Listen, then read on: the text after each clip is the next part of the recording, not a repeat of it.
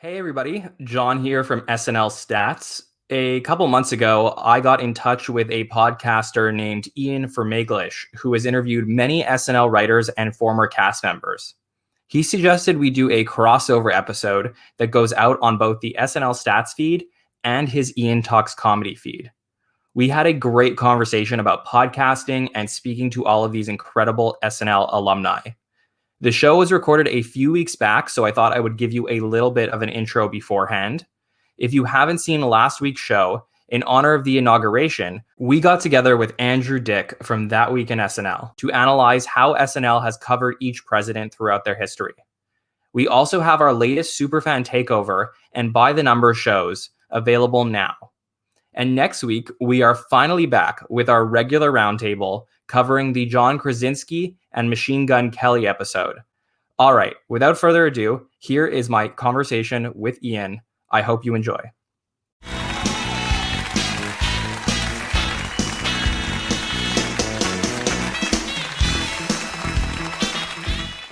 Hey, everybody. My name is John from the SNL Stats podcast. And if you are listening on the Ian Talks comedy feed, you may be a little bit confused because right now we're doing a little bit of a crossover between myself, John from SNL Stats, and Ian from Ian Talks Comedy. So for everybody else watching us on the SNL Stats YouTube page or the SNL feed, you've heard my voice many times, but I'm very proud and very excited to introduce my friend Ian from Ian Talks Comedy, who has done a lot of great work on his podcast in the past year. So Ian Fermaglich, how you doing?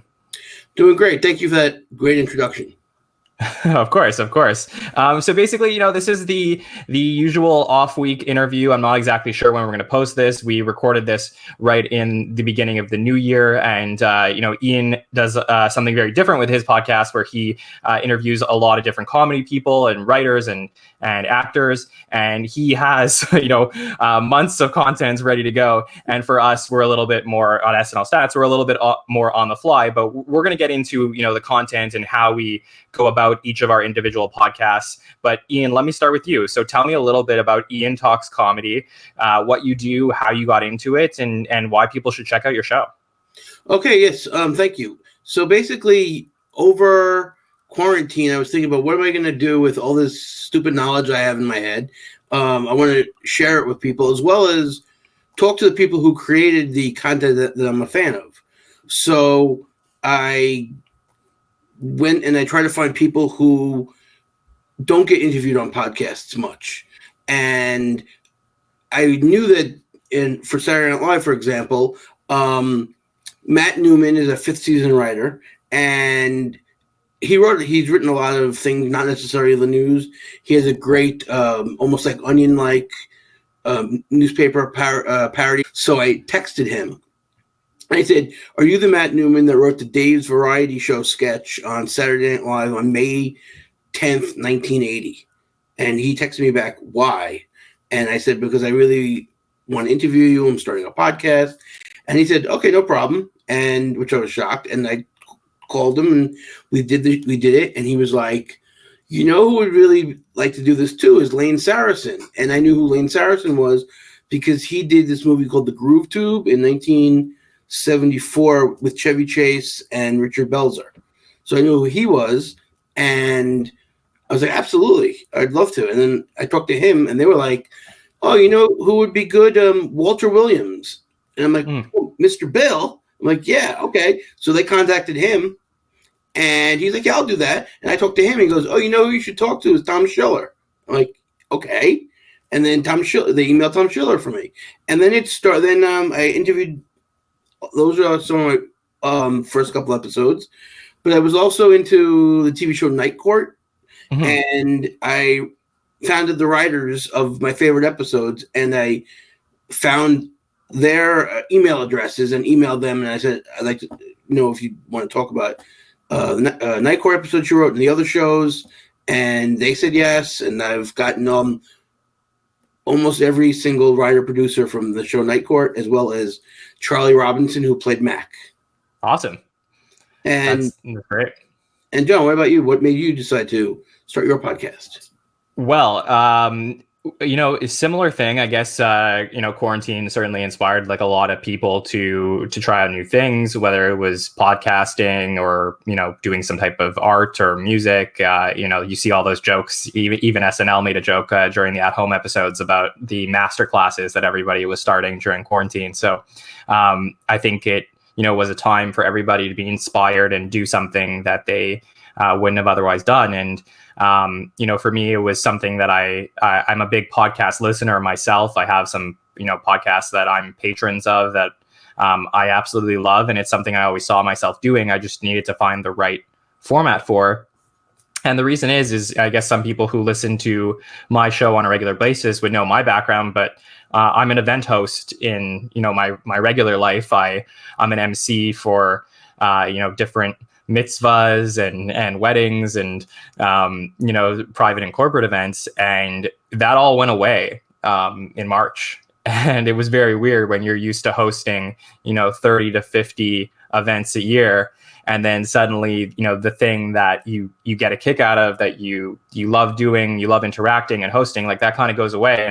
And obviously I'm fortunate that that was probably like one of the worst parts of the quarantine for me, and there's a lot of people who had worse things that have happened to them.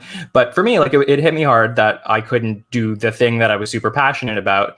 And so that was one factor. And then I guess the other factor was I was always a big Saturday Night Live fan. I was one of my favorite shows. I kind of grew up in the Bill Hader, Andy Samberg, Kristen Wiig era. That was my high school cast.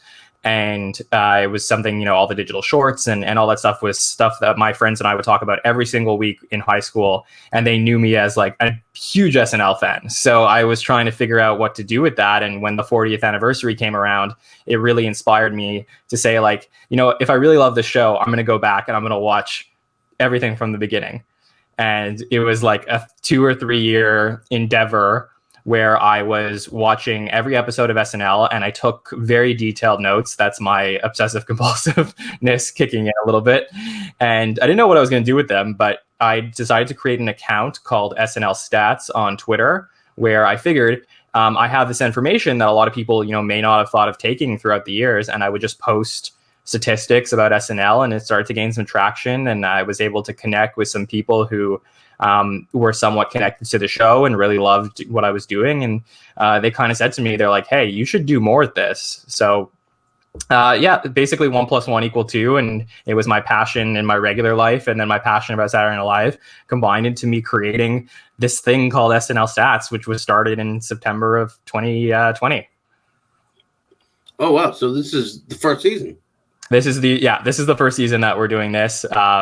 And it's been really exciting. So for those who are checking it out on Ian's feed, what we do is we do weekly roundtables with other podcast hosts. So there's other wonderful SNL podcasts in the community, and I've got to connect with those people who host those shows, and we invite them on our shows, and they get to talk a little bit and be a guest, where they could just kind of go off the cuff and give their opinions. And then we welcome them. We welcome some journalists, from Entertainment Weekly and The Guardian and the AV Club, like all different, a rotation of journalists that cover the show. They come on our panel. And then, the thing that I was most excited about was connecting with the SNL community. So in August, I had opened up the opportunity for some superfans to apply to be on some of our panels. And that was great. I got to speak to, meet a lot of really cool people and develop some personalities who I think are going to be on our podcast for hopefully years to come. So you see yourself as like a Lorne? Like people? Well, no, I mean, look, I'm not, I don't mean like, I'm not trying to be Lorne Michaelson anyway. I wasn't, I'm just saying you're creating the personalities and then you're going to step away, or no? No, definitely not. I mean, my intention is still host these panels, but I do think that the great thing about SNL Stats and what I'm developing, like, I'm always a big believer, whether it's any business or any brand, like, you need to be able to develop the brand as a personality just beyond, if I wasn't able to do a show, I didn't want it to be all about John. Like, I wanted it to be about the show itself. So the fact is, like, it needed to have like unique qualities to the show, like the fact that we do statistics and analytics, and the fact that we have a rotating panel of personalities. All that stuff was important. So if I was able to get unique personalities to come join the show and then develop them in a way like Lorne Michaels develops his own cast of people, they can step in and host shows, or they can develop their own shows on our network of shows, whatever it is. Like, for example, one of the things that we do, Ian, is every single time there's a break between SNL episodes, we're doing something called a superfan takeover, where I'm handing the keys to the podcast over to some of our superfans, and they talk about their history with the show. They play some games, and it gives the listeners an opportunity to get to know some of these people, so that when they're on the episode recaps, they're like, oh yeah, like, of course I know this guy and that girl and whoever else is on our show. It's interesting. That's actually the first one I watched was the panel with the top fives. Yeah. And because there was a show on VH1, I think it was called Top 3, and you had to choose like your top 3 singers, top 3 cover songs, the list. It was called actually, and they would go around, and it was 4 people, and I was like, oh wow, and I always thought that'd be a good thing to do for SNL because everyone's got their opinions. And I saw it, and it was good, and it was really good. And then I was like, well, I want to see what the show's actually like. Because the first thing was like the Sammy Kay was like, I'm not John. So I'm like, okay, well, now I have to watch the show with John. Yeah, for sure. Look, Sammy's one of those people who he's such a good guy, and he's one of those super fans that came in, and I interviewed him, and he's straight up told me, he's like, look, I haven't seen every episode of SNL like the way you have, but I love the show. It was my bar mitzvah theme. And I was like, oh, that's funny. So his theme was like Sammy Night Live. And we always like joke about that with each other on the podcast. And he just, had a passion for this as well. So I said, like, look, man, like, if this is something you want, like, I want this for you. And I've been very fortunate that I've had other amazing personalities that have like reached out to me and said, like, look, I love what you're doing and I want to be a part of it. And I'm trying to find a way to get as many people as part of our show as possible, because I do believe that, beyond connecting with people, and like, this is the way to grow the show. It's to really like connect with the community and people who listen to it. And, like that will be the key to success, because otherwise I'm just talking into a microphone every week. But something else that's cool that we've tried, because we're always in like the business at SNL Stats of like trying new things and growing, is for the first time we did at the Kristen Wiig show, the holiday show, we decided that we were going to go live right after the show and do 2 podcasts that week. So we did a live recap at like 1 a.m. Eastern time, where I had a couple of guests. I had your friend from That Week in SNL, Andrew Dick, on with us, and I had Sammy Kay that I mentioned, and it was crazy. I mean, I didn't expect it at all. I thought it would be fun, and we'd have like a few people interacting with us in the chat, and we'd be like a little loopy. But there ended up being like I think like almost 100 people in the chat, and it was just kept like scrolling by, and people were asking questions, and I was like, it made me feel great as a content creator that I was able to start to build something that I feel like is like people want to be a part of. And I'm sure that you feel similarly about your show, that like you connected with this one person that you reached out to. You're like, okay, I'm just going to take a shot. I'm going to reach out to somebody, and then they connected with you with someone, and it's word of mouth, and eventually you start building this thing, and it's almost like your baby. You get like really proud of it.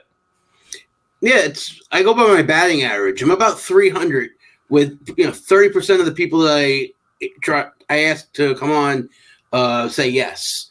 Most of the time you get no thank you. Like Tim Meadows is like, no thank you. That's cool. One person called me a stalker, but that's okay. That's fine.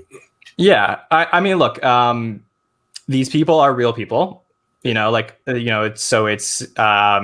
and not everybody, in terms of like Saturday Night Live, not everybody had a great relationship with the show. Like people went on there and felt like this was the be all end all for them. And then it turns out that they weren't able to like jumpstart it off into the career they wanted it to be, at least. And then some people are like, you know what, I'm fine that I didn't end up being this like mega star from SNL. I'm okay with that. I'm happy with my experience. And then there are others out there that are a little bit bitter towards the show. And, those are the types of people who probably don't really want to talk about it. It wasn't actually a Saturday Night Live person. Okay. But I've had nothing but positives with people from Saturday Night Live. But ironically, I tried to do a podcast about Fridays. And Matt Newman wrote for both shows. So I was like, okay, I'll start off with him. But nobody from Fridays wants to talk about their relationship with Fridays. I actually talked to Tom Kramer. I don't know how familiar you are with Fridays. Yeah, that's the one that Michael Richards was on. Michael Richards, yeah, right. I'm not getting Michael Richards to come on or Larry David, but right. Like the rest of the cast, they don't want to talk about their experience. It was not a happy, in retrospect, not a happy time for them. Yeah, what I would say is like, don't give up on it. Like, it's one of those things that's like, as you continue to establish yourself, as you continue to do more and more interviews, and as you're, like to pull back the curtain a little bit, as your numbers keep growing, you become more of, like you're more legit, like when you speak to these people, and then potentially they may be more open to having these conversations. And perhaps maybe it's not a conversation just with Ian. Maybe it's you connect with somebody who connects with somebody, and you do some type of 3-person podcast that talks about Fridays. I would love that. But I've gotten like, so from Fridays, I've gotten Kevin Kelton, who was a writer for Saturday Night Live and Friday, Rich Hall, who was a cast member for both, Matt Newman, Tom Kramer, who was like their Tom Schiller, and Sam Sandora, who was a writer. And he's a really nice guy. That's another thing. I found out that a lot of these people are really, really nice. Oh, definitely. Yeah, for sure. I mean, it's like it's so true that there are the a-holes out there, definitely, and people who wouldn't want to have these conversations with just anybody. But there are a lot of really nice people out there, and especially I do find that I guess some of the like people from like older generations and older casts, when it comes to like any sketch comedy show, they're kind of like, yeah, like I want to have these conversations, and it's nice to do these things. And maybe some of the younger people have a little bit more egos about themselves, and I don't know. I guess it all depends on the personality, but.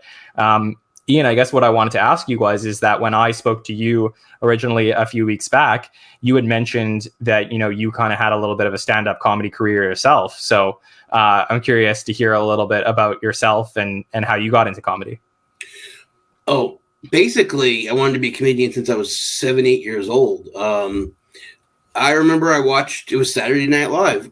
It was the 4th of July weekend of 85. So I was 7.5, and I watched on Friday. Letterman did his famous when he wore the Velcro suit and jumped and stuck to the wall. And then the next night was the best of 84-85. It was the one that they have on the Star Maker tape, but it was an actual episode. And I saw Martin Short do Ed Grimley, and I was like, I want to do this. And then the next time I saw Saturday Night Live, Pee Wee Herman was hosting, and John Lovitz was on the show. Right. So I'm like, I want to do this. So I was always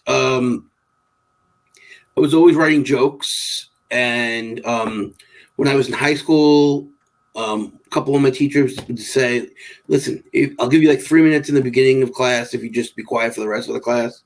Because I was, but it wasn't like goofy humor, because it was sort of intelligent humor, because I tried to make the teachers laugh more than, and there was this guy, and you can cut the story out if you want to, because I had a teacher who looked just like Mike Dukakis. Okay.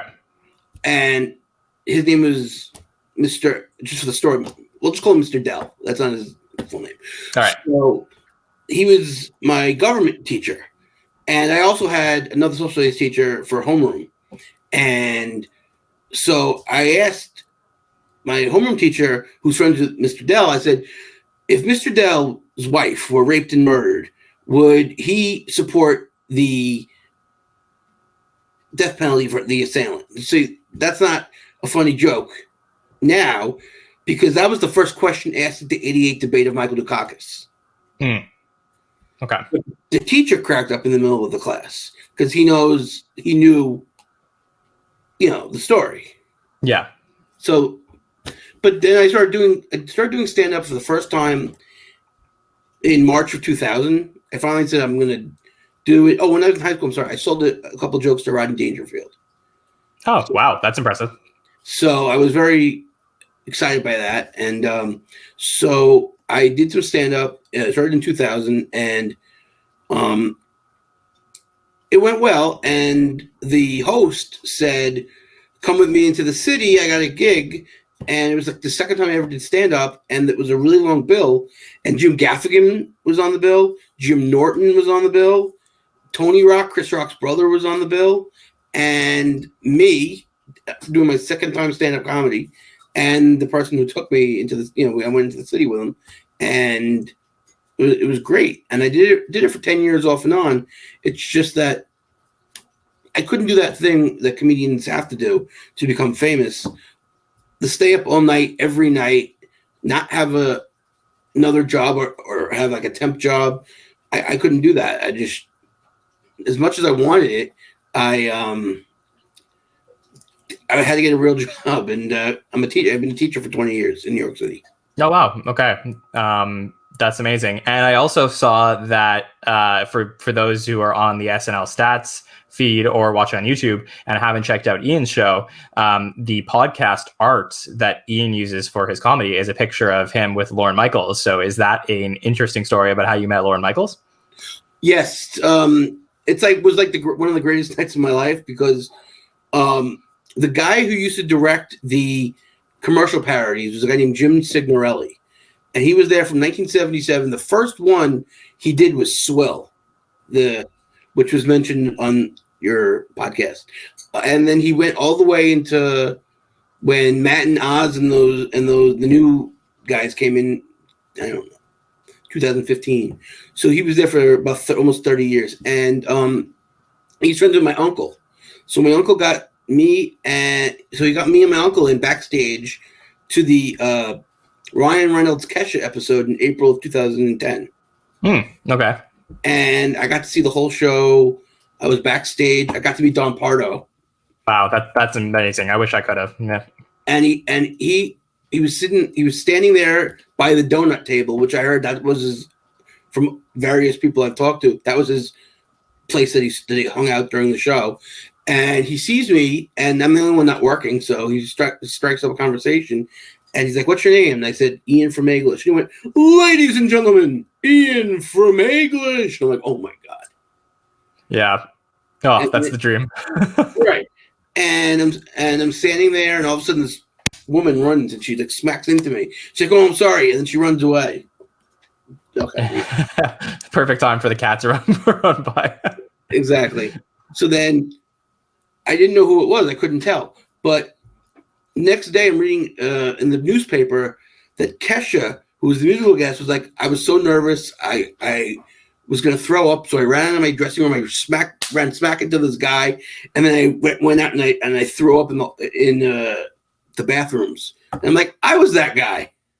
Oh my God, that's so funny. I realized that was Kesha. And also I was sitting next to her family. That's where my seats were. Because her sister dressed like her with the crazy makeup at the time, and so did her mother. And her father was just there in a suit, like looking regular, normal. Also going on was there was a 20-inning Met game that started at 2:10 in the afternoon, and when I got to the show, I'm watching on my cell phone. And it's nothing in the 12th and the 13th. So over my shoulder, I said, I see somebody's over my shoulder, and they're like, "What's the score? What inning is it?" And I look over, it's John Sudeikis. Jason Sudeikis, yeah. Take my pass back. Jason Sudeikis. And he's like, "Well," and I'm like, "It's nothing on the 16th." So then every time they kept going to commercial, he would come out, and I was sitting in the front row of the balcony, and he would look at me and go like that, and I would be like 0. I give him the 0, and then 18 or whatever. And then at the end of the game, he was like, "That was a crazy game." He was watching it in his dressing room. And then Right. when he couldn't, when he was in sketches, he would look to me in the audience, and I would just tell him the score with a cell phone. So So funny. that was cool. Yeah, I know he was like, I remember because when you would watch the good nights of the show, Sudeikis was always in those like Kansas Jayhawks shorts. So I know he's always been a big sports guy, but he's not a Mets fan, is he? No, he's a Royals fan. So I guess he kind of rooted for St. Louis Cardinals too, because it's the same state. Right. But he was just involved in the game. He was just really like, what's the score? What's going on? And then after the game, he was like, thank you. I didn't know it was. And then I was talking to him. I was talking to Will Forte, and it was the weekend before MacGruber came out. And I was like, it's Mr. Number 1 at the box office. He's like, I'll be happy with like number 7 at the box office. Yeah. And that was Will's last season on the show, I believe, also. Yes. So that's amazing. I mean, I've also been able to attend the show once before, and it is just an incredible experience. And I was very fortunate to go during season 42, so 4 years back. And it was just really cool just to be there and to get to talk to some people, and just to see how hard everybody's working on a Saturday night. And you don't understand like the enormity of what they put on unless you're there. And easier said than done. I know a lot of people have tried to get to the show and haven't been able to, but I hope that, I encourage for everybody listening to keep trying, because it's such a cool opportunity. And obviously once we're through this pandemic, our friends at the standby line will of course tell you how to get in and stuff like that. But that's really cool to hear all about your experiences. And I guess like the next place we should probably go is like, tell me a little bit about some of the guests that you have interviewed in like some of your podcasts. Have you had any ones that really stand out to you? Ones like episodes that you say like, oh, if you're going to listen to 2 or 3 episodes of my podcast, like listen to these ones. Okay. So yeah, I would say that if you just wanted to hear about comedy and you weren't a Saturday Night Live fan, then this guy, Stu Kreisman, who was a writer for Night Court, and he tells a funny story about right after the first episode of Saturday Night Live, he walked into a studio he walked into the office with a big thing of sketches, and they threw him out because that's not how it works. And he just happened to see Garrett, Dan, and John Belushi walking in as he was walking out, and it's a funny story, but that's a good episode. If you want it, also another good episode is with Tom Kramer from Fridays and Bob Iles. He was a producer of a show that I really like, Fernwood Tonight, which was a parody of the Tonight Show. And if you just want to hear some Saturday Night Live people that tell good stories, if you're interested in the 6th season, which a lot of people love to talk about, this guy Mel Green, he was a writer that season, and he went through every show. I would say January and February are going to be really good, because that's when Neil Levy, the episode I did with Neil Levy, who was a writer, he was the first go-to guy, production assistant. We tried to figure out Yvonne Hudson, where she came from. And then Mary Gross is going to come out in February. She was great. She took with me for 3 hours. Wow. We didn't even get to her post SNL career. No Sabrina the Teenage Witch talk.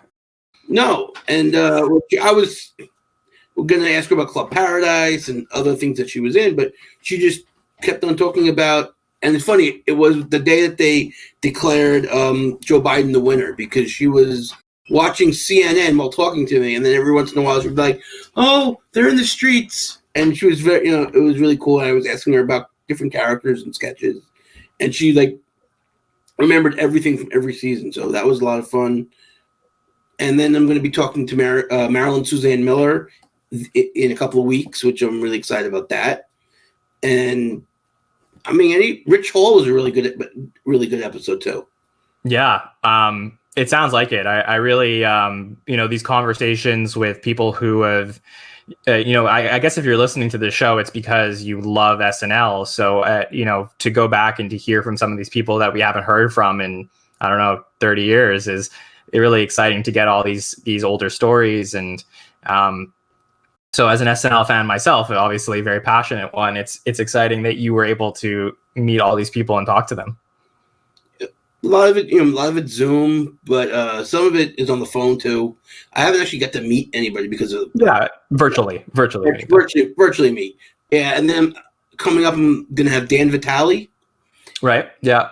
And I got a bunch of people that I'm trying to make a date, like have a date with. Sounds weird. Dave Mandel. Okay. Now he runs Veep.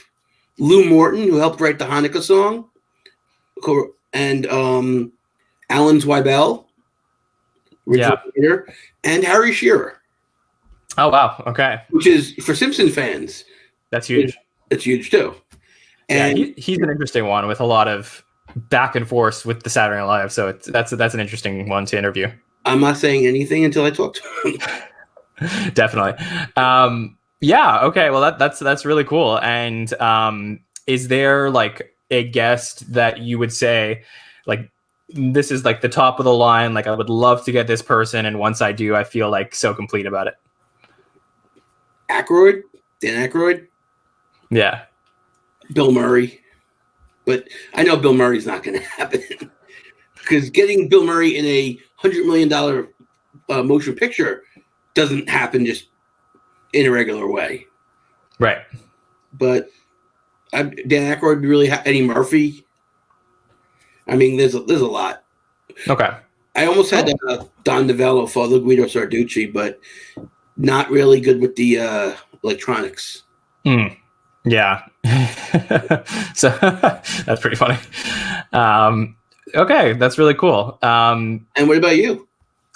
Well, look, for me, I mean, right now I'm just focused on, like I said, building the show with the community of SNL. I was very fortunate, like you, to have Jeff Richards join us for a show, which was really cool. But it was great to talk to Jeff, and we were just trying to figure out what format works best for interviewing some of these former writers and former cast members. So I'm still like TBD on in 2021 how we're going to figure out how to do that, because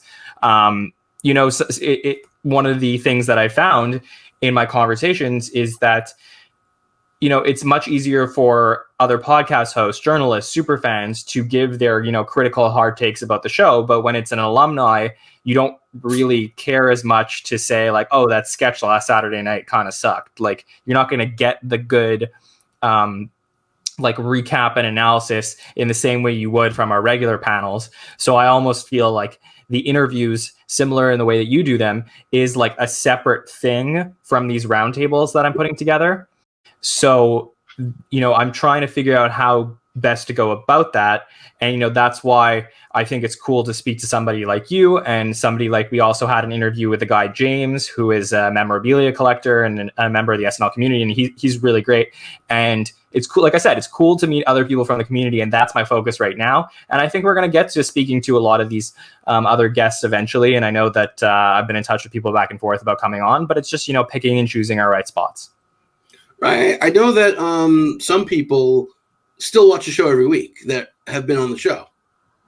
So yeah, definitely. It's just that, look, let's say hypothetically we had Mary Gross join us on a roundtable. Right.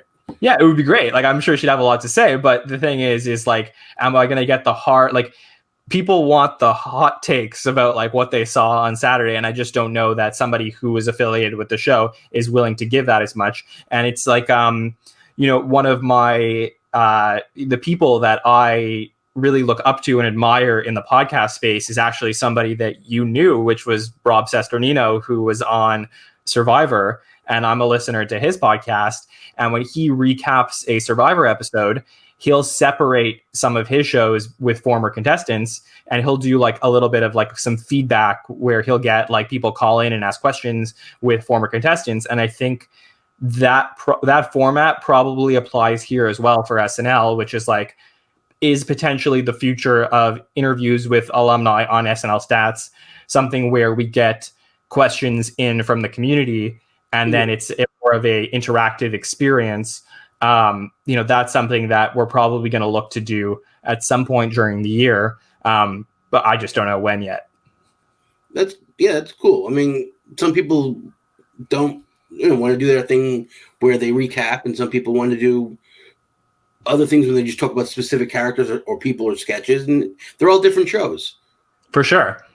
And like I said, there's so many cool podcasts in the community, and I'm just trying to find a way for us to best differentiate ourselves, right, so that SNL Stats is unique in its format.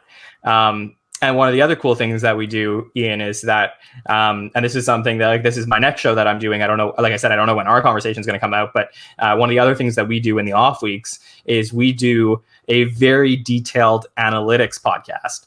So for a lot of people who are really just interested in the numbers, that has been a difficult balance of figuring out how to put the numbers into our shows. Because if I'm having a conversation with you and I'm like, Cecily Strong appeared only in 20% of the sketches in season 44, whatever it is. Like, I just make up some numbers for the purposes of our conversation. But I don't know if reading numbers to you is the most entertaining way to get the information. So I have been trying to figure out, how do I best put this information into our shows? And, we've done it like subtly during the roundtables. But what I have done is, for like the people that are really nerdy about statistics, we do a show every off week, or every time there is an off week between shows, with this guy, Mike, who is like an analytics expert. He'll record how long the cast members are on screen in a given sketch, and then we'll put them into a ranking and show them to you, so that, people who are watching the show are able to objectively figure out, is this person doing well this season or are they not? That's cool. It's like when you read the I don't know if you read the websites with the reviews, they'll have like the MVP of the episode, and then they'll say like, this person had a really strong year, but you're doing it with like scientifically.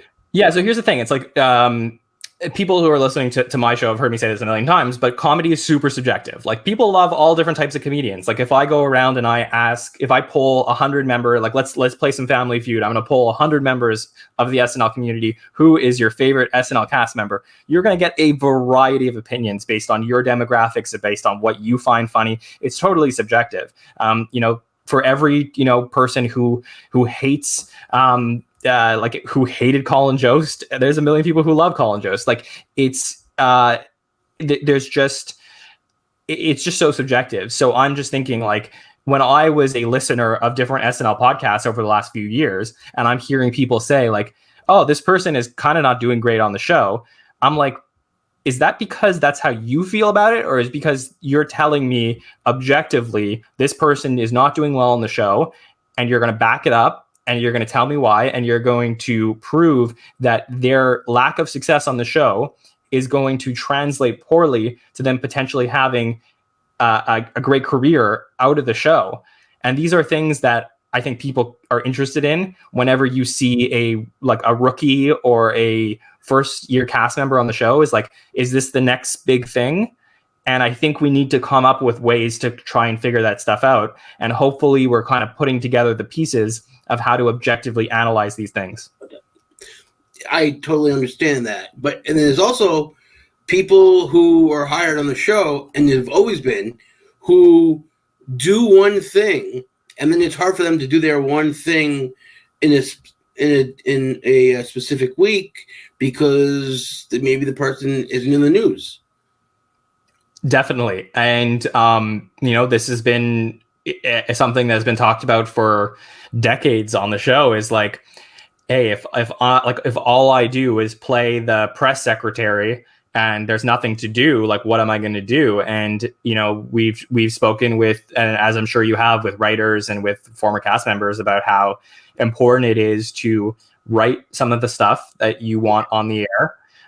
When you get there, you just can't necessarily rely on people to write stuff for you. And I'll give you a great example. Like, one of the cast members on the show right now, Beck Bennett, I've had a lot of people say, like, how come Beck gets so much material? Is it because he's just like your classic white guy who could play a dad, and is that why he's in so many sketches? Because I don't think Beck's that great, and that's not my opinion. I'm saying, like, that's the type of questions that we get. And the answer that I've gotten from people who are affiliated with the show is just that, on a Wednesday afternoon when Lorne and the writers and the cast, they sit around the room and they read out 40 or 50 sketches that the writers write. And it comes down to Beck reading the lines that you as a writer wrote for the thing. Beck puts 120% into every sketch that is written for him. So people love to write for Beck. And that's why he's in so much stuff. So when you look at the analytics and you see like, holy crap, Beck is in so much compared to somebody like an Alex Moffat, who is frankly really underutilized. You start to like question why. And our goal is to kind of have those answers for you more than just like they like this guy or they don't. Yeah. Also, how many of those, maybe of those 40 sketches, Beck maybe wrote 6? Definitely. So there's just multiple factors. And then, one of the things that I've kind of, discussed with our analytics guy, Mike, about, trying to figure out a project for the year is like something that I'm hoping to do as we head towards the end of 46 and over the summer is like, when you start to look back at the 250 cast members of SNL that have ever been on the show, how many of the cast members have been, would you say, like, had a successful career? Like, and what do you define as success? And then how much is their success or lack thereof due to what they did on SNL? Yeah, Robert Downey Jr. For sure. Well, so what's interesting is like you have a bunch of cases of people who didn't do great on the show, but then killed it off the show. And then you have people who were great on the show, but then did nothing off the show. So you have outliers in both situations. But what I'm trying to figure out is like, if I were to chart, like make a graph and figure out, where the correlation is it like you need to appear in, this much screen time in a given season to be seen as being seen, I guess. Like, do people start to notice you? Do journalists start to write about your success? Are you going to get more calls from your agents about projects because you had this like viral sketch on Weekend Update where, like Heidi Gardner, for example, she kills it on Update every single week. And I know that is deliberate because being an Update star has been shown over the years to lead to a lot of success in your career. And, somebody who doesn't get those Update spots on in a given week is probably less likely to do well off the show. So like for me, I've always found this stuff fascinating. So I'm trying to just figure out the best way to tell these stories and give them to the listeners in a way that, people can understand them. Originally, that was like where you would start out as a new person, would be Update. If you look at Adam Sandler or Eddie Murphy, his first thing he ever did was he wasn't even in the cast, and he appeared on Update in the 3rd episode of the 6th season and did a correspondence. David Spade on the Andrew Dice Clay episode that was shown on Twitch yesterday. That's where they used to be just a dropping point, and then you get into the sketches later on. Now that's with Leslie Jones and Pete Davidson are great examples. That's what made them. Definitely. And we're trying to figure out like, okay, so is the reason that Leslie is she the host of Supermarket Sweep because she did Weekend Update so many times? And it's impossible to know the actual answer. Like, we don't know that in an alternate universe, if Leslie Jones is just in sketches and doesn't, hit on call-in and has all those Weekend Update spots, if she ends up getting, a host role of a network, TV show, we don't know the answers to all of these things. But what I can tell you is that there potentially is a correlation to the audience relating to a cast member who has appeared on Weekend Update and has introduced themselves. I was just reading something so interesting, which was like Colin Jost's new book, where he was like debating with people backstage. Do I introduce myself when I start on Weekend Update? Because everyone looked at him as this like Seth clone when Seth left the show in 2014, and Colin comes on and he's like, do I say like, hi, I'm Colin? And it's an interesting like debate. And these are the types of questions that I don't know if there's a perfect answer for, but I do know that like I want to get into them. I want to discuss them. I want to try and figure out, like, as we have the last couple years gotten so much new talent into the show between like Ego and Chloe and Bowen and, you know, Andrew, Punky, like all of these new people that have joined us the last couple of years.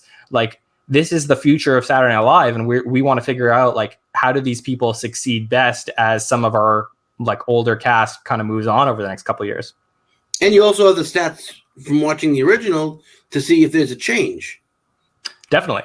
Yeah, for sure. So that's what's cool about our show, which is, you know, not that doing a sketch by sketch recap isn't great for some people who want to hear their opinions about, you know, every single pre-tape and every single sketch. Those things are great, but sometimes personally, I prefer to listen to more of an open-ended discussion about, you know, like the same way we're having a conversation right now. We kind of don't know where the conversation is going to go. Sometimes I like to, you know, talk to these unique personalities on our show and be like, okay, let's pretend that we're sitting at a bar right now. You know, there's no COVID and we're sitting around and having a drink and talking about the episode. And there's certain things that I definitely want to get to cover. But if you want to go off on a tangent about something, like, let me hear what your opinion is. I mean, yeah, and there were 7, 8, 9 people in a cast at one time, and now there's 19. Oh yeah, there are people in the cast who aren't even there. I mean, Ian, this has been the theme of season 46 for us, at least. You know, the first show I ever did was the main topic of our preseason show, which is like, how do you get away with having 20 cast members on a show? And certainly, you know, not having everybody there on a given week helps some people. But, you know, for those who may have been inspired this year during quarantine, like the same way Ian and I were inspired to, you know, start our podcast, may have been inspired to go back and watch Saturday Night Live.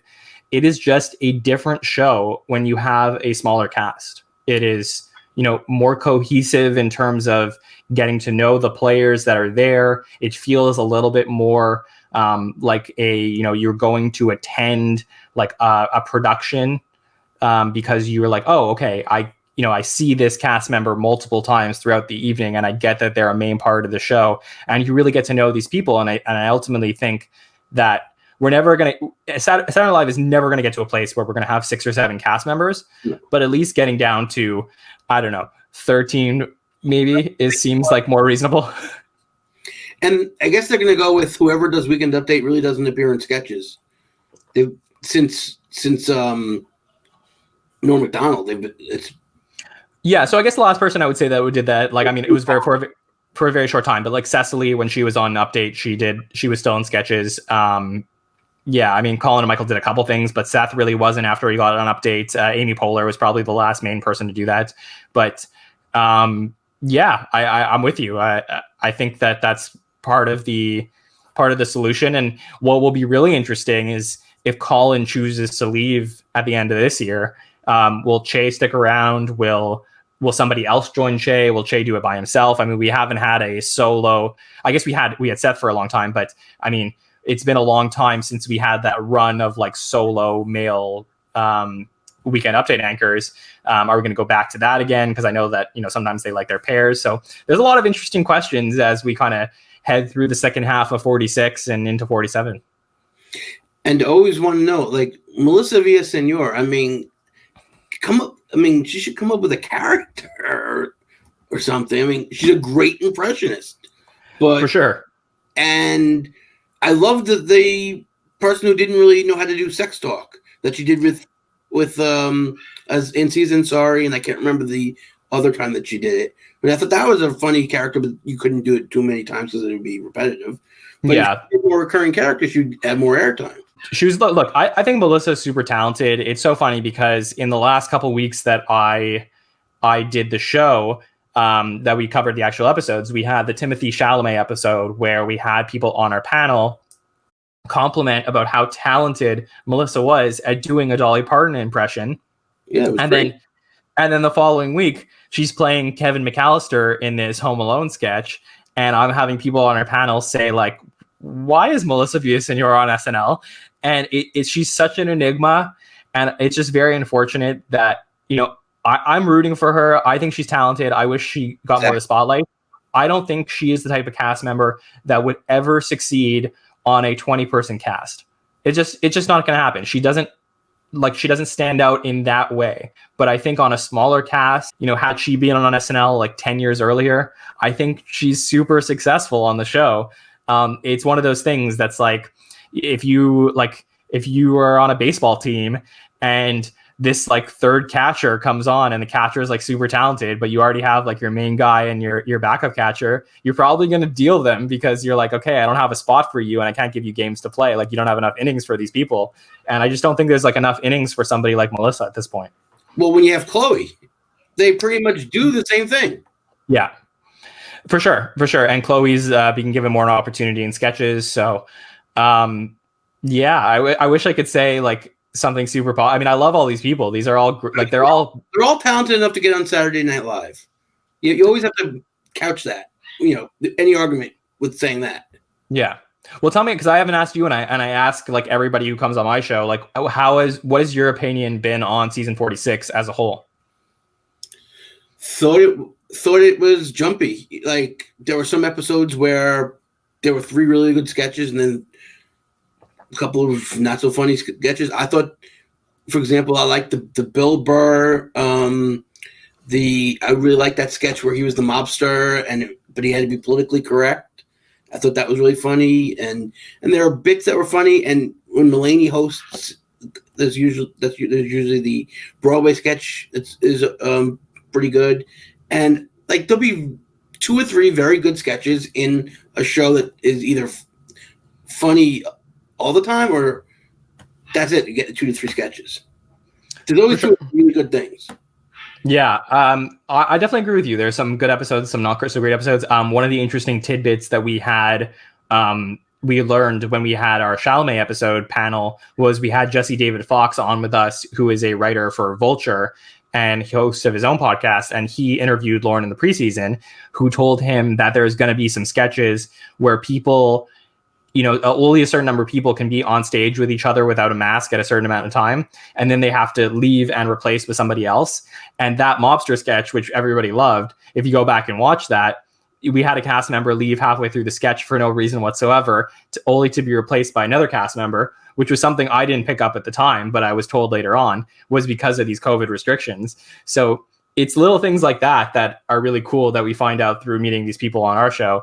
But I agree with you. Like, the show has been up and down a little bit, but I would say mostly up compared to last season. Like, I'm excited for a lot of things. Like, season 45 wasn't the greatest for me. And I find that a lot of things that they're working on, I think they're listening to the fans and the community about, making the show like a little bit more meta, showing a little bit more behind the scenes stuff, like little things that they're adjusting. And I think that like we're headed to a good place. And the ultimate goal for the show is to be in a really good place by season 50. So I think we're like slowly headed there. I think so. And who would you think is taking over when Lorne retires? I probably haven't given like, I probably haven't given like good odds on this stuff yet. I think everyone's under the belief that he's going to be there for 50 and then probably move on. I don't think the show is ending. I think the show will continue. I think Higgins is probably the favorite at this point. I know that, I don't know if it's COVID related or it's in general, but I know he's certainly taken a step back from the Tonight Show and his role as like a Fallon's sidekick. But he's basically been a co-producer of Saturday Night Live since season 20. And I think that it's like a natural transition for him to do that. Would it be something where there's, a group of people take it over? Like, is it possible that it's like a Higgins and a Seth and a Tina? Like, is it possible that, and a Keenan, like, is it possible that all these people come together and work on the show? I know that wouldn't make a lot of, comedy people too happy about some of those people. I don't think Tina would want to. If Tina was offered that job in 2004, but now I don't think if you gave her Lorne's job, yes. If you have her Lorne's job with other people or Seth too. If it was just Seth, they would take him. I don't think they would take me a executive producer. Yeah, I don't know. I'm just speculating. Like I don't have insider info. I don't think the show knows. I don't think that. I think it's a long time away. Hopefully, Lorne is in good health and everything is okay for him to get to a point where he can, choose to move on in the way that he wants to. But it is like the big underlying question for Saturday Night Live. Like every single year, like that question is going to keep getting asked more and more as we move towards 50. And I'm excited to see what the future of SNL is. And like I said, this has been a theme on our podcast from all the people that have come on, is like, how is Lorne going to be putting together his last cast? And I think that's where we're headed with these featured players that have come in the last couple of years. Well, they signed the 7-year deals, so they will be, unless they get a job on a sitcom that Lorne also created, they'll be there, and most likely, and that's probably the handoff. He's going to give a good cast when he hands off, I would think. Yeah, for sure. And the thing is, I don't know that in retrospect, Lorne loved what he did for 40. Like, I think he loved the show that he produced for season 40. I think everybody knows that he was super proud of, all the people that showed up and all the work that he's done. And he was able to kind of like look at all the former cast members and all the hosts that were there for SNL 40 and, say like, be super proud of himself. But the actual cast that was there for season 40 that was still on the show, I think was in a little bit of a transition. When you just had like people like Sudeikis and Armisen and Wig, had all just left, and Hader, like they had all just left the show. Season 39, they hired like 5 or 6 new featured players, and half of them were gone. And there was just like this big transition. Like Seth had just left, and I just think like the show was in a really weird place in season 40, and I don't know that they want to be in that weird place for season 50. I think like the hope is that like the next cast of absolute all-stars will be in place, hitting home runs every single week in season 50. Now, Lorne during season 40, when they were getting ready for the special, said there wouldn't be a 50th anniversary special. I don't know if he was kidding. I don't know if that was him being presumptuous or whatever, but there's got to be a 50th anniversary. I mean, how funny would it be if the entire SNL fan base is talking for years about this 50th anniversary show and then the show doesn't do one? But I cannot imagine that there isn't some way to celebrate it. I mean, it is an incredible achievement. How many shows are around for 50 years? Like the Price is Right? Like, what? The Tonight Show? Yeah, there's not a lot. They didn't have an anniversary, but Conan, I think, hosted it. The 50th, 50 years of NBC late night, they called it. 50th anniversary of the Tonight Show. Yeah, I mean, it's going to be a huge hit. I assume that if the network will be involved with regards to putting it together, and as long as the world is okay, I think people will be I'm assuming a lot of alumni and celebrities are expecting that invitation sometime. Right. I actually talked to people on my podcast who were there or not there, and they had a thing. You had to be a writer for 2 seasons to get invited to the 40th. So not everybody was invited because they invited all the hosts, which to me, I'd rather have a guy that was or a girl that was in the writer's room than to have Michael Sarrazin or, pick a guy from or a girl from like 1985 that. I mean, Ian, it's all about star power. I mean, that's how the show is. I didn't get to see everybody who was sitting in the audience. Yeah. Yeah, I know that's very true, but Whoopi Goldberg was there. She never hosted. She came on when Robin Williams hosted in '86 to introduce Paul Simon. That was the only time she's ever been on the stage, and she's sitting there next to Colin Quinn. I'm like, why? Yeah, you're very right. She was also there in just checking my notes. She was also there in 2013 as well, in the monologue with Justin Bieber. So, yeah, that's very true. I mean, look, Dave Chappelle was there before he ever hosted.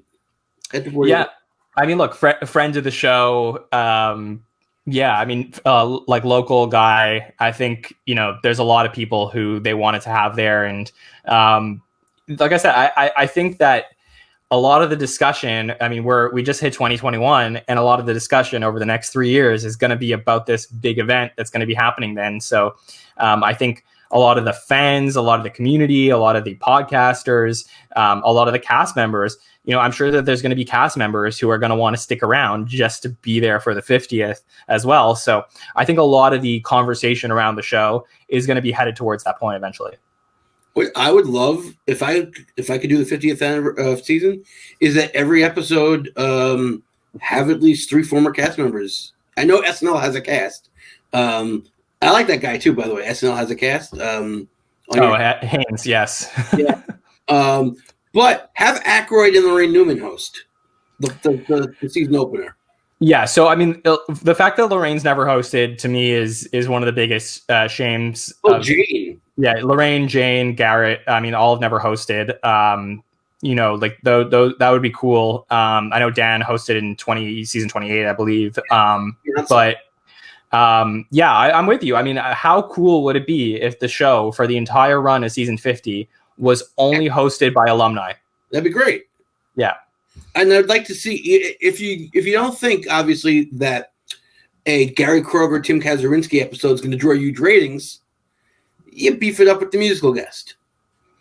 Yeah, I mean that's a little bit different because those guys were not Lorne cast members. That's the other thing too. So that would be interesting. I mean, neither was Eddie Murphy, but he hosted last year. Martin Short. Right. So that's all very true. I mean, if that would be like, there's no bigger payoff for going back and watching the entire run of Saturday Night Live than seeing alumni host. Or like, I'll give you an example on SNL Vintage. Last week, I think they aired the Paul Rudd 2013 episode. Okay. And it was Paul Rudd and One Direction. And in the Paul Rudd monologue, One Direction comes on, and then Paul Rudd says, like, oh, you guys brought your boy band. Well, I'm going to bring my man band. And then you had all the people come on from Anchorman, which was like him and Will Ferrell and David Koechner and Steve Carell. But the real SNL fans, like, you're looking at that and you're like, David Koechner was an SNL cast member for one season, and Steve Carell's wife was an SNL cast member for that same season. And you like, the payoff on stuff like that, you only get as like an SNL super fan.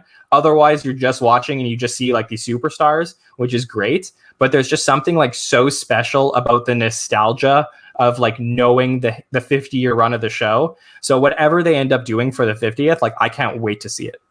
I mean, I love that. Was it Brendan Fraser's monologue when they found out that Tom Davis was just hanging out in the stage for like 15 years? This supply closet or something like that. That was hysterical. And I would have loved to have seen Dr. Jack Badofsky talking about coronavirus. Right. He would have did a great, I guess, bunch of puns with Corona or COVID. Yeah, definitely. And it's like one of those things we talked about last week. We said, or a couple weeks ago, we said on our show, we're like, oh, it's too bad that we didn't have the Target lady talking about COVID. Like, it would have been a good opportunity to do that. But look, one of the special things about these anniversary shows that they do is like, it's kind of like an all-star game where like you have an opportunity to see cast members from different eras appear in these sketches. That is like, it's like almost like there's a super fan takeover and these people are like putting together their own dream casts.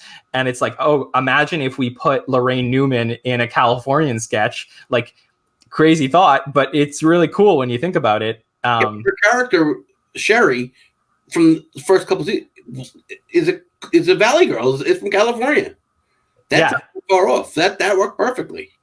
So I mean, like, it's stuff like that the like SNL super fans and like look, I'm not saying that everybody who hasn't gone back and spent all their time watching every episode, whether you were born after the show started or not, is like, shame on you. But I'm just saying, I'm born after the show started. No, I wasn't implying anything for you, but I'm just saying for any of our listeners, I just think that there is a great payoff for being a super fan of Saturday Night Live unlike any other show on TV, just because of the nature of the show, which is like there's this SNL universe that you may not fully understand, and you might have like a little bit of like fear of missing out on if you don't, if you've not seen everything that SNL has done over the years. Yeah, absolutely. There's I'm trying to think of a good example of something that of somebody that came out and did something that you wouldn't even get if you didn't watch it. I guess Opera Man. I think Adam Sandler did Opera Man before he hosted a couple of years before. Well, he did Opera Man at the 40th. Right. Yeah, and then he did it when he hosted. But yeah, I mean, look, recurring characters and stuff like that. Like, those things are easy to see, but it's like, I don't know. It's like little things. It's like, how like super fans of the show would probably know that like Chris Farley used to like bump his head on like this like piece of wood that like when he would like walk off stage, like he would always hit his head on it. So people like written on it was like a thing about Farley.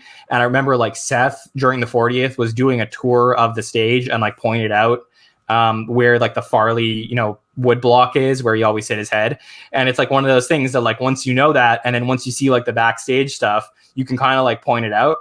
So it's like, I don't know, it's like little things like that I think are really cool, that I think that, by listening to whether it's guests on Ian Talks Comedy or whether it's panelists on SNL Stats, you get to hear some of these like behind the scenes stuff if you haven't seen everything.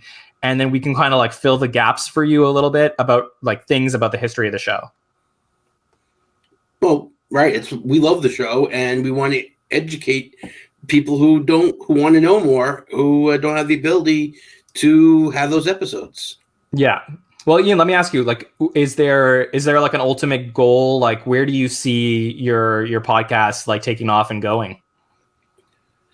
I mean, no, there's no goal, except for the fact that I'd want to interview whoever I am able to interview. And then if I've interviewed everybody who I like and think it's funny, and 5 years go by and I've interviewed 150 people or 100 people, this is you're my 50th episode. This is my 50th. Oh, wow. That's cool. So, I don't know, I get to 200, let's say. I think I've interviewed everybody who I think is funny, and I'll be done. Okay. That's great. Well, basically, honestly, it's a cool thing to have on your bucket list.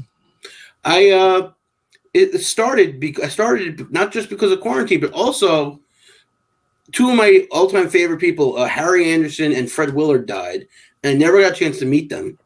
And this way, I'm getting a chance to meet people who I always wanted to talk to and ask about stuff they did. And like,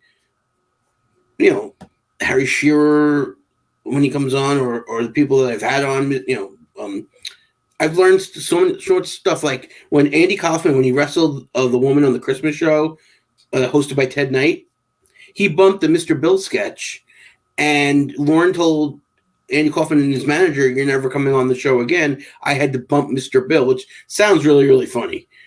But Walter Williams said, "No, Lauren had my back. I'm supposed to go on there." He went over. He's a professional. He didn't, and then Matt Newman also had a little commercial that they had to bump because of he went over with the wrestling, and I would never know that. Yeah, I mean, this stuff is fascinating. So, like I said, if you're a regular listener to SNL Stats, I encourage you to check out Ian's show and hear these stories. And go ahead. Yeah, one former cast member had a drinking problem and did a whole season drunk.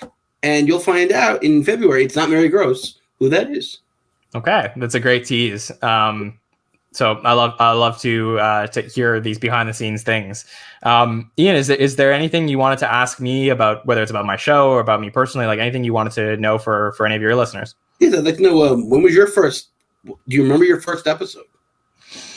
I know that I definitely watched a good amount, like on and off during, I would say like my earliest memories are of like Jimmy and Tina on Update. I remember like, TV Funhouse and things like that, like at that time. but I would say like the first time that I seriously sat down and watched like a full episode of SNL, that I was like, okay, this is the show that I love, and then I'm gonna not miss any week after this, was probably the Peyton Manning episode, and I think that was in 2007. And that was like, it was such a good show, and they had that like very classic pre-tape where Peyton is like throwing footballs at the kids' heads, and there's this locker room sketch, which is like one of my favorite sketches of all time, which is Will Forte is like doing a pep talk, and this song from like Casino Royale like comes on, and he's just like doing this ridiculous dance. And you know how you were like doing Don Pardo before, but I used to like go to my friends and I used to be like, Peyton Manning, you know, like I would do all that. And it was just like, there was something about the show that just got me like so excited. And I would say like Peyton Manning is like in my heart, like my real first episode, but in my head, like I definitely had seen stuff before and like checked out little things here and there. Okay. And you're from our neighbor to the north? Yes. And are you there now? Yes. So I'm in Canada now. It's very cold. We're recording in January, and it's it's dark and cold, but it's not my favorite time of the year. Ironically, I'm a very like warm weathered person. Like I love to be like on a beach. That's my ideal like happy place and stuff like that. But I'm in Canada, and it's great that Canadians can interact with such an Americanized show. I mean, what's the percentage of it that's Canadian based? Well, so many. I mean, Lorne is Canadian, so it's like Dan Aykroyd's Canadian. Like, there's just so many Canadian connections to the show. So, for all my guests that I've had on my show, they made me feel very at home with all of the Americans. And I think Paul Schaefer, I read that they almost didn't hire him because they didn't want to have to get another visa. Oh wow! Okay. All these Canadians working on an American show, because it's time consuming. It's hard to. Let me see what other things. Because I saw the Cubs thing on your Cubs winning the World Series on your Facebook page. So I figured, your wife must be like from Chicago or something, and then you came to America to be like a 90-day fiance type thing, and No, none of that. So here's this. Yeah, no, of course. I don't have a wife. I have a girlfriend right now, but she's absolutely lovely, and we've been together for over 7 years.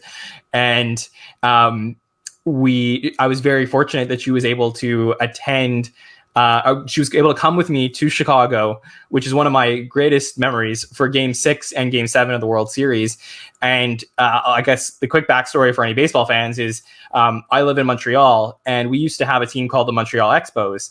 And they were my favorite sports team. I used to go to about, I guess, like almost like 60 to 70 games a year with my dad. And then they left in 2004, and we got WGN on our TV.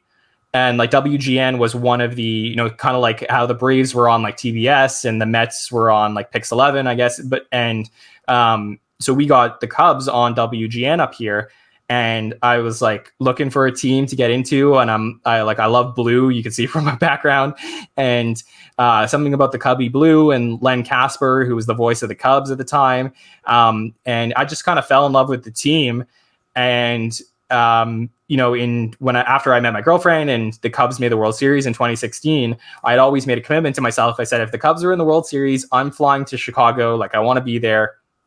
So they made it to Game 6, and I flew down there. The game was in Cleveland, but I didn't go to the game. I just wanted to be with the Cubs fans, and everything went right. And it was a crazy, probably the greatest baseball game ever, a Game 7 that went into overtime or extra innings. And I was there to celebrate, and I went to the parade, and I would say it was probably it was about 6 months before I went to SNL, but like between going to the Cubs, going to Chicago for the Cubs World Series, and then going to Saturday Night Live, like that 6 months was just the coolest things I've ever done. That's awesome, because I was 8 when the Mets won the World Series, so I want another one. I haven't seen it in a while. You're looking good. This new owner looks pretty good. He does. Who's dominated a season more? One cast member dominated the season the most, like most screen time? So I would say that Kristen Wiig is probably like your modern screen time dominator. When she was there, like she was with like Abby Elliott and Nassim and Casey Wilson, Jenny Slate, Michaela Watkins, but none of them really made it on the show to the extent that Kristen did. And we were talking about how she kind of bridged the gap between this era, this like Tina and Amy era, and then onto this Kate, Cecily, and Edie era. And for a while, for about a 3 or 4 year period, Kristen Wiig was like the person that dominated, in the last like, I guess, 10 or 15 years. And then I guess the last person before that was probably, I know like Jimmy Fallon had one season where he was like in almost everything. Will Ferrell absolutely dominated the show when he was on. And then I guess like Phil Hartman would probably be one of those guys as well. So. Because I know you went back to All the Way. I wondered if Billy Crystal, his season, was he in? So very small sample size.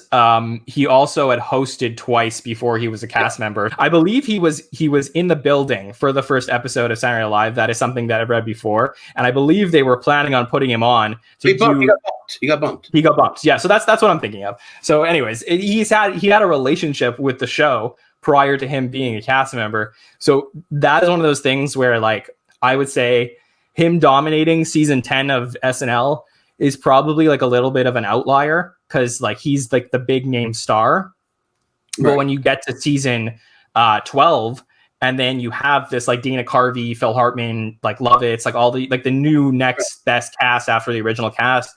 And then Phil Hartman starts to like take off. Like those are the careers that are probably the most fascinating because these are people who are starting from being absolute nobodies and then they're only making it on their merits of being on the show. And right, and because I always thought that Lovitz was in everything in season 11, and Dana was in everything in season 12. Yeah, so like you have like a bunch of seasons where these guys, like for example, like Parnell was in a lot of stuff when one particular season. Like you have different. You're totally right. Like Lovitz and Carvey, like these guys, they had certain seasons, but if you look at like eras per se, like. You have like Phil absolutely dominated his era. And then Will from like 95 to 2002 absolutely dominated his era. And, he comes on with, there's a bunch of other guys like in his cast that he's with. Like you have Spade and Meadows who have like, and McKinney who have like lasted from the previous era. And then you're with Kitan comes on like later that season and Keckner and like a bunch of these people. And it's like, Will, who comes from nothing or comes from like nothing as being like a nobody really knows who he is. And then he like makes his way on the show and it has all these new characters and the cheerleaders and the like the Butabi, like all these great characters. And he just like builds it on his own merits. Those are the ones that are the most fascinating for us to study because that is like, how does SNL or how have you made it yourself on SNL? And is Gilda the original cast? Well, so Chevy dominates basically until the moment he leaves. Right. He is like the original star of SNL. And it's really the Belushi and Aykroyd show. I mean, Gilda's in a lot of stuff. Like she's in a lot of Weekend Update things. She has like her Emily Latella. She has her Rosanna Dana stuff. But I mean, the fifth season's Jane. Yeah. So the fifth season is a very weird season for analytics. This is one of those things that we talked about with Mike, because they bring on like all of these writers to be featured players, and they have Al Franken and Tom Davis become more involved, and then Harry Shearer is there. And basically like it's at a point where you would read this in like any Live from New York like history book, but Bill Murray and Jane and like Lorraine, Garrett, Gilda, like all the original people that are there are kind of really tired of the show at that point, and like the energy is just not there anymore. So you see like the quality of sketches goes way down, and what you end up having in season 5 is less of a star-studded cast after Danny and John go. Like it's really more of a like diversified cast. So it's a really unique season in that way. That's like, what happened to SNL? I like that season. because there's a lot of good in there, a lot of writerly sketches. Definitely. And like you have people like Brian Doyle Murray who does some stuff there, and then they bring him back a few years later. But he stayed to Domanion. Oh, I didn't know that. Okay, I don't know if I knew, or I didn't remember that. But he took over Herb Sargent's job of doing Weekend Update and being like the script supervisor. Okay, so was he around during season 6 though, and then he Weekend Update. Okay. Which I wouldn't say that was like the worst Weekend Update. I think Charles Rocket did it for a bit. Charles Rocket was the person but Brian Doyle Murray wrote for him. Okay. Yeah, I didn't remember that. Okay. So I mean, look, even though we're the stats people, we don't have everything offhand in front of us, but in the 3rd season, Brian Doyle Murray, because they found out, I don't know if you know that story, Aykroyd finds out that they were budgeted for 2 more writers than they were using. Oh, I didn't know this. No. Aykroyd was going to start a strike, and he walked into Lorne's office, and then they hired Don Novello and Brian Doyle Murray as writers. So then they finished the last 2 years of the original, and then Brian Doyle Murray stayed for season 6 because Gene Domanion's like top, whatever you want to call her, top lieutenant, is Bill Murray's wife's sister. So right. Okay. That's why Bill Murray stays. I mean, Bill Murray hosted that year, and Brian Doyle Murray stayed. And then the next year, Brian Doyle Murray's doing the SNL Newsbreak. So that tracks. He did 5 years. Yeah, it's crazy. I mean, look, it's a great question. Like, who are the stars throughout the eras of the show? And I find it fascinating. Like, I love having these conversations. Look, season 5 is unique in its own way, and there's, like I said, people are going to love it, people aren't going to love it, and that's great for subjective comedy. But like I said, on our show, we do like a little bit more objective stuff where we look at the actual numbers and talk about these things. And as far as season 5 and the cast is concerned, it's certainly like really stratified. So it's a great example of a year to talk about that is like different and unique to other seasons of the show. And it's funny, it's like 5th year Jane just grew, into a great, I mean, she always was a great actress and a great character actor, but they gave her stuff to do. Yeah. So I, like, she was one of my favorite cast members of all time, to be honest with you. I mean, I just think she's absolutely wonderful on the show. And I think it's one of the biggest shames of the show that they haven't had her back, after her time on the show. Like, the only appearance that she makes on the show is on season 40 during the 40th. And she was in the 15th anniversary. Right. Okay. Yeah. So, and then I think she couldn't make the 25th or something like that. There was, but I mean, I think to have her do Weekend Update with Tina and Amy was very fulfilling. Like, I was so thrilled to see something like that. Yeah. I know that she and Lorne did not get along when she was on the show, and they talked through Gilda. Right. Yeah, I remember hearing about that too. Yeah, and look, it's like one of those alternate universe things. But I know that there was a season, I believe it was in 1987.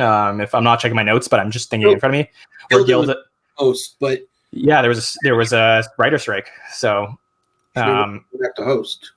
Yeah, and then she unfortunately she passed before she had an opportunity, or got sick, and she wasn't able to come back to host. And what a show that would have been if we would have been able to have a Gilda Radner hosted show in the 1980s.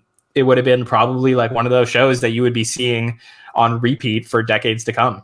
And there was another writer's strike in 85 that killed 2 episodes, but one of them that was scheduled, and they even did a bumper for, was Eugene Levy and John Candy hosting. And yeah, Eugene Levy's never hosted the show. It's crazy. And you know what? If there was a year for him to do it, it would be this year because of Schitt's Creek and everything. So, right.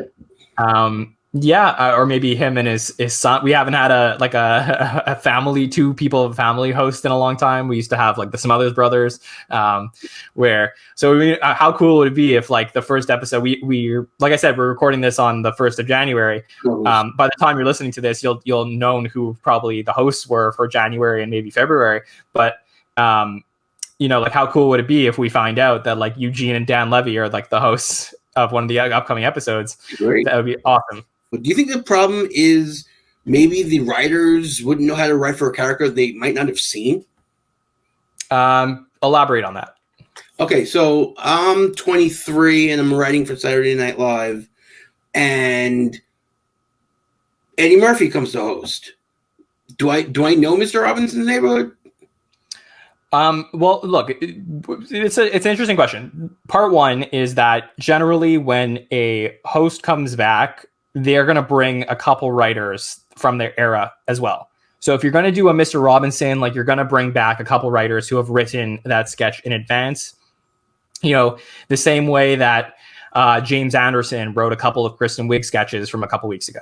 So it's like there's that, but I don't think that's as much of an issue as people think it is. I think that when you have an alumni come and host, if they want to do a particular character, they're going to do it.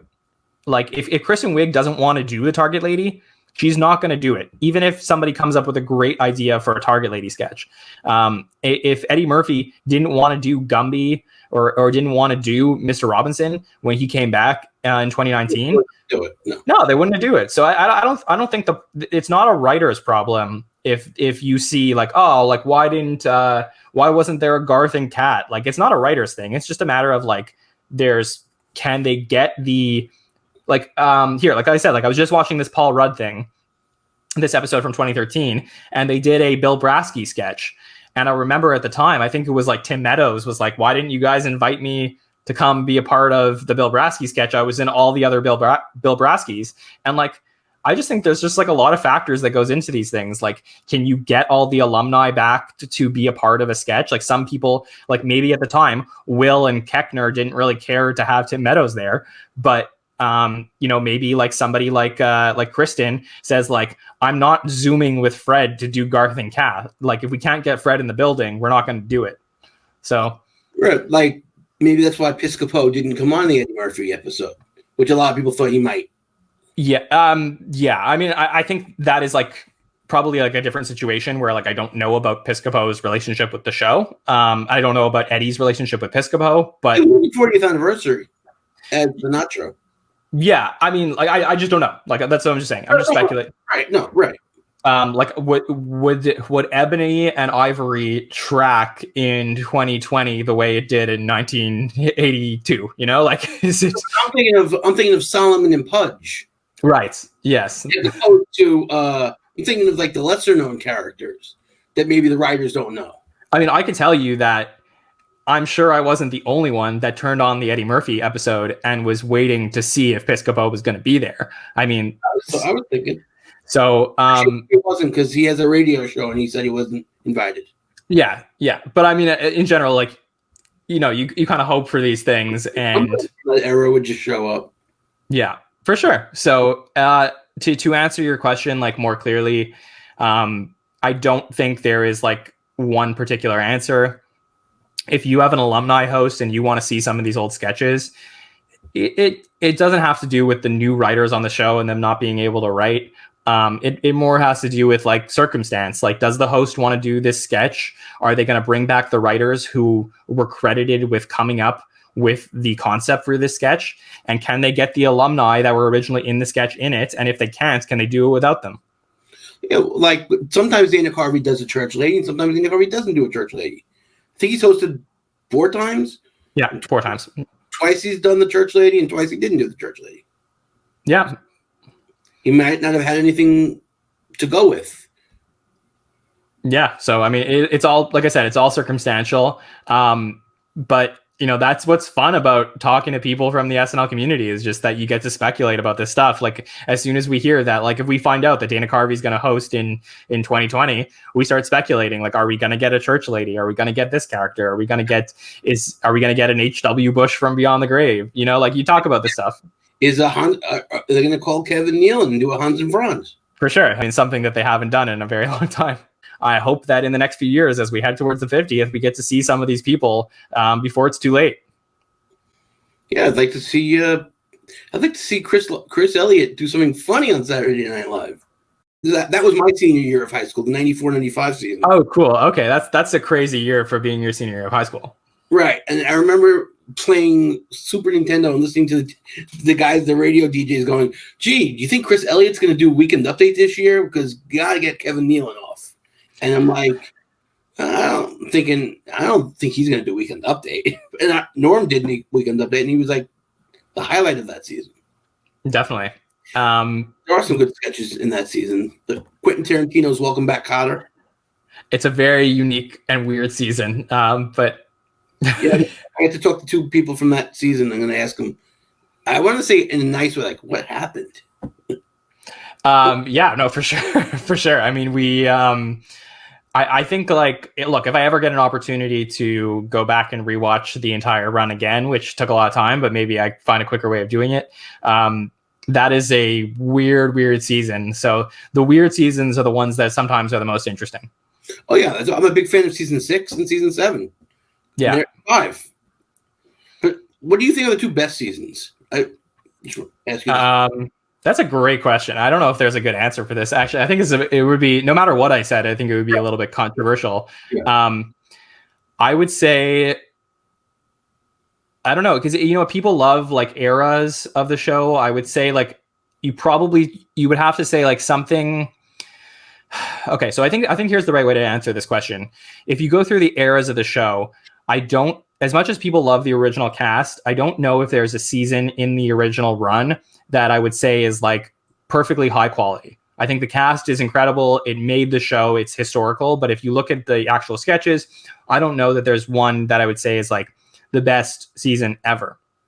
And then during the Ebersol era and the Gene era, like, I mean, I don't think there's anything there. And then you start talking about like that next all-star cast, which is the Carvey, Nealon, Hartman one. And I think if you look like somewhere in the middle there, like somewhere, say it again.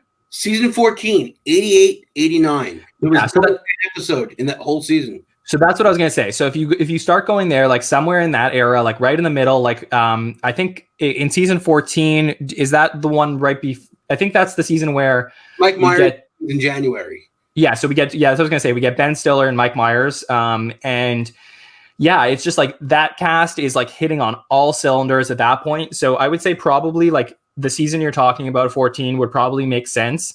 And then we get this like weird transition where we're kind of like where we are now, where we have like a ton of cast members. We get like a lot of the movie stars come in, your Farleys and Sandlers and Spades and Schneiders and like all those people come in.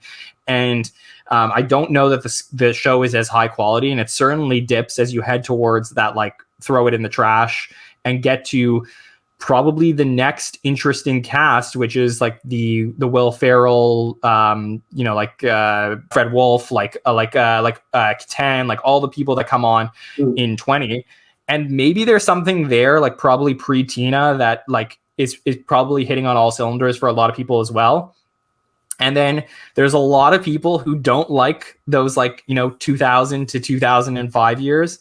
But like me personally, I think like something like season, somewhere in like the 2008 range, where you have this like Fred and Sudeikis and Forte and Hader and Hammond is like finishing up his run on the show, and Poehler and Wig and Myers. Like I think that cast is like the modern day great cast. And I would say if I had to pick, this is a long answer, but if I had to pick 2 seasons on the show as I'm working this through in my head, I would say probably, like you said, season 14, and then probably like one of the seasons in like 2007, 2008, where we transitioned off of like Tina and Horatio and Rachel, and we got into this like next all-star cast, which is like the modern day all-stars.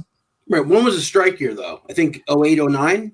I think it was, yeah. So it was probably, it was spring 2008 that there was a strike. So yeah.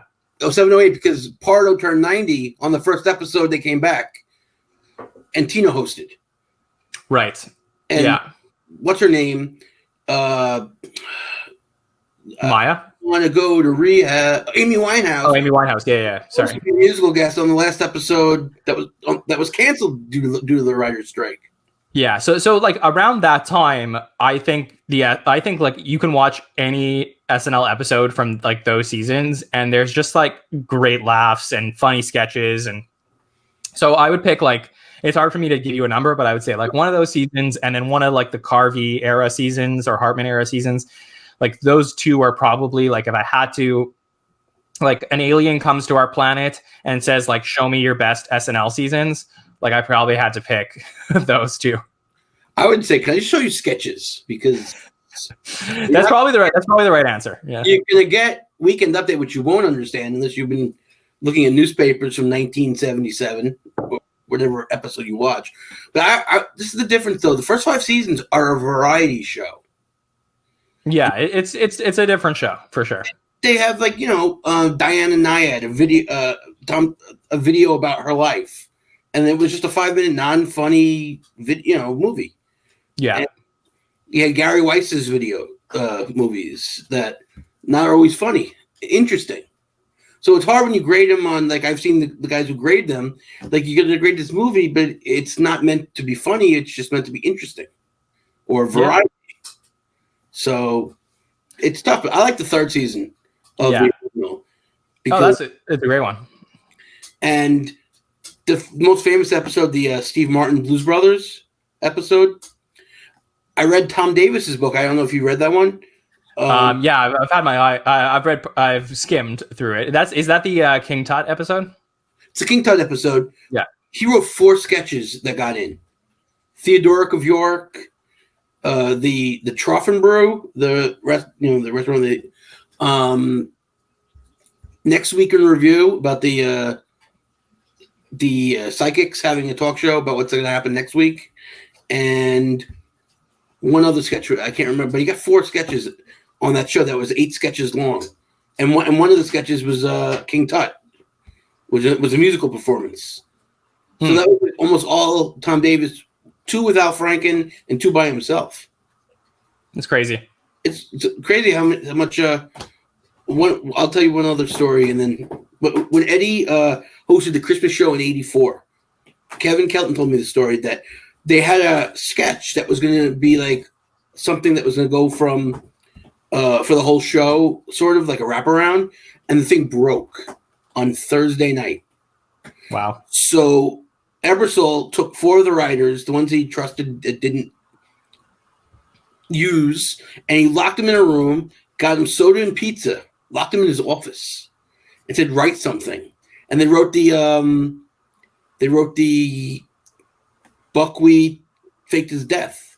Oh, wow. Okay. And most of that material for that episode was written by Kevin Kelton and 3 other writers, Andrew Kurtzman, Elliot Wald, and Nate Herman, in Dick Ebersol's locked office on a Thursday night. That's crazy. And there was another sketch with Christopher Guest where he plays an antique at an antique shop, and he's the 10, give me 20, give me 20. Yeah. And he's like, I got just enough air for these baby ducks to live. You know what that sketch I'm referring to? Yeah. That was written. Basically, they said, let's sit there and just type until something comes out that's a sketch. How long will that take? And it was just stream of consciousness. And they wrote. So those are the things that, it's so fascinating, all this stuff. I get to learn from talking to the writers. Yeah, and I'm so impressed. Like I said, as a like fellow podcast host, and I'm very impressed with everything you're doing, and I'm really excited to have gotten to connect with you. And is there anything else you wanted to ask me before we wrap up? Do you think there should be a museum? So this is okay. So the answer to this question is I will refer you to another podcast we did with our friend SNL James, who he is a memorabilia collector, and we had this exact conversation on the podcast about how there definitely should be a museum, and there should be people who take care of all of the SNL props and everything that is happened on the show. Similar to that, there is a Hall of Fame in Cooperstown for baseball. This is Fridays. Oh, cool. This is their jacket. So it's so funny. So I had James show me his SNL 40th jacket, and you're showing me your Fridays jacket. So it's cool. So you get it. It was the same conversation we had with James, how it's important for SNL to preserve its history. So the answer is definitely yes. Oh, one last question for you. Is there another show? Now, I know obviously there can't be another show like SNL, but is there any other show that you really, really love and has not spent this much time thinking about, but a little bit of time? Well, 24, I would say is like, that was like my show that I was absolutely obsessed with. Like we talked about Sammy Kay, one of our podcast hosts, who he had his bar mitzvah theme with Sammy Night Live. My bar mitzvah theme was 24, and I had a friend of somebody in our family who contacted Alicia Cuthbert, who played Jack Bauer's daughter, and she sent me a signed script and signed DVDs, and everything was 24 themed, and that was something that I loved that show growing up, and say like that, and maybe like Friends, but I think Friends is a very common answer for a lot of people. So, Night Court was my sitcom. Yeah, and Letterman. Oh, for sure. Yeah, and I'm trying to get Meryl Marco to come on. Well, look, keep trying and keep going with all these things, and also I'd say like Survivor and Big Brother, like my reality TV.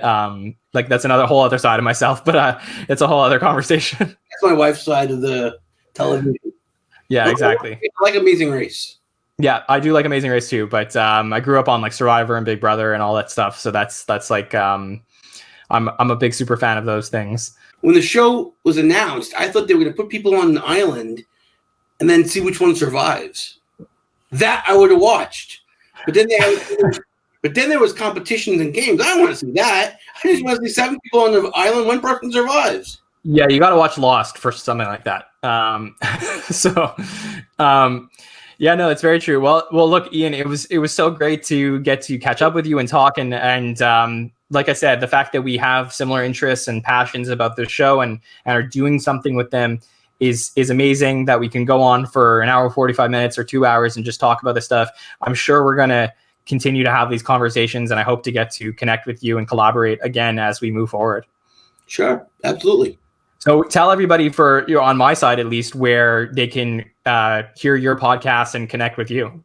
Okay, so Ian Talks Comedy is available on Google Podcasts, or you can go to anchor.fm/Ian Talks Comedy, or it's on Spotify. That's great. And for everybody who hasn't checked out the SNL Stats show and is listening on Ian's feed, it was really nice to meet all of you. I hope that you enjoyed our conversation that we had today. And I hope that you come over to check out some of our shows. We make all of our shows available on YouTube, so you can watch any of the conversations that we have with our panelists. We put up some stats on the screen, and it's kind of like watching, for those who like fantasy sports, like you got to watch a little bit of like fantasy SNL, where we talk about different things that happen and show the statistics so you can analyze the show in your own way. We're going to see if we're going to continue to do live shows after some of the episodes. And then we also have our off-week content where, like I said, we get into the analytics in our By the Numbers show. We do a superfan takeover. We also have some interviews. So I'm really excited about 2021 and all the stuff that comes with it. You can follow us at SNL Stats on Twitter or Instagram. And you can also subscribe to our show on any podcatcher or on YouTube. Subscriptions really help with us to support our show. So make sure to subscribe like you would to Ian Talks Comedy. I am subscribed to you on YouTube.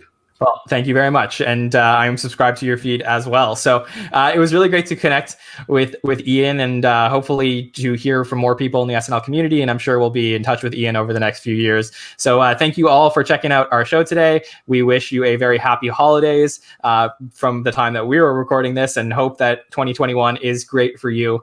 So we will see you next time. Thanks, everybody.